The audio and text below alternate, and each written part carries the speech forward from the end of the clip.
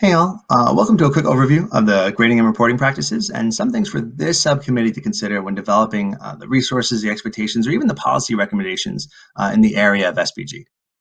So as you know, one of the goals of the district's SBG committee is to focus on products or policies that can systematically support our teachers, students, and admin district-wide in the area of standards-based grading and other effective grading practices. How teachers are actually implementing SBG, from rubrics to standards-based assessments to how grades are calculated and reported, well, that's crucial to the success of SBG throughout our district, right? And that's why we're putting an increased focus on this. Just so we're all on the same page, let me just quickly go over what we mean by these best practices.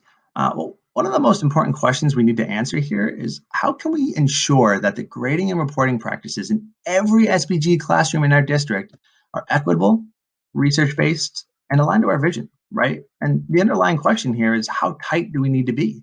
There are countless ways to successfully implement effective grading and reporting practices in your classroom, right? Do we need to narrow it down for the sake of consistency and accountability?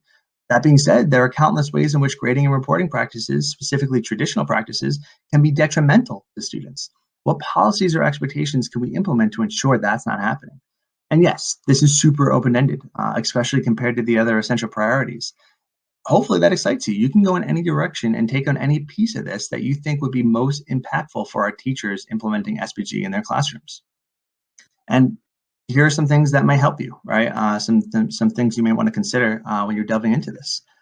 What are teachers grading and reporting? This is a conversation that we've had a lot lately, right? Is it standards or targets? Do we need to be tight about this, right? Is it essential or non-essential, right? We've been doing some GVC work lately with several different courses, and we've been really focusing on essential standards and the essential learning targets, right? That is, can we develop a list of 8 to 12 essential standards throughout a whole year, break those standards down into their learning targets, and then from there determine which of those targets are essential, right? The idea is the essential targets are the ones that you would summatively assess in class, right? Students need to master them in order to master the standard.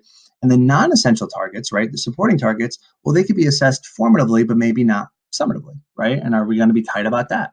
Right? Are we going to be tight about our types of assessments? Right? These are things to consider. Where do we stand on teacher team autonomy and these loose and tights around some of these practices that we know are research based and we know are effective. Some other things to consider: how do teachers grade and report? Right? Do we need to look at our 0 to 4 scale and specifically our conversion? Right? How we convert those scores to percentages and letter grades? Maybe that's something we want to update or reconsider. Rubrics and proficiency scales, right? Is that done district-wide, site-wide, PLC team-wide? How consistent are we with that? Reassessment policies.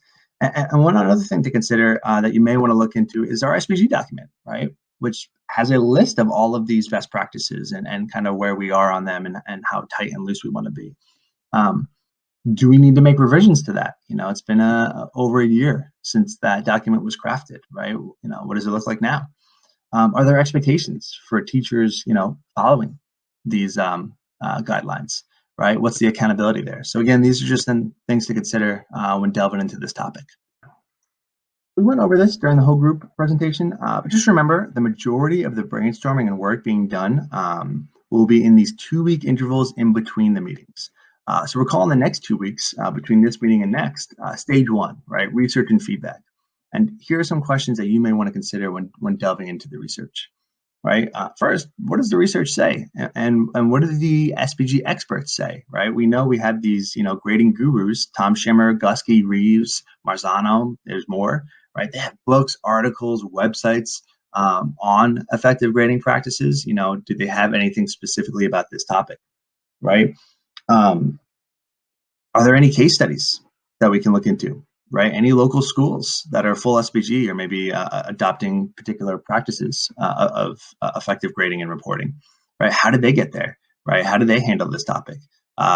Stevenson High School, right? Some of us have visited that school. That's a high school in Illinois. That's kind of the birthplace of PLCs. They've been doing SBG for, over 2 decades at this point. How do they handle this situation? And who do we need to reach out to in our circle? Right? Who are the key players that can provide the insight and the feedback that can kind of guide our work here? So what you guys are going to do, you're going to gather this info, you're going to determine what you believe is relevant, and then you're going to present it to the whole group next meeting. How you present is up to you. If you want to do a PowerPoint slide or just, kind of talk it out, totally fine. Just don't exceed that 7 minutes because we do want to save some time to solicit feedback from your peers. That will hopefully guide the next 2 weeks of work that you'll be doing with your subcommittee. And that's it for now. Thanks for watching this video, and thanks again for being a part of this committee. At this point, you should begin these conversations, ask the real questions, and figure out how your team maybe will answer them. And as always, feel free to reach out to the committee leads with any questions you may still have. All right, thanks. Bye.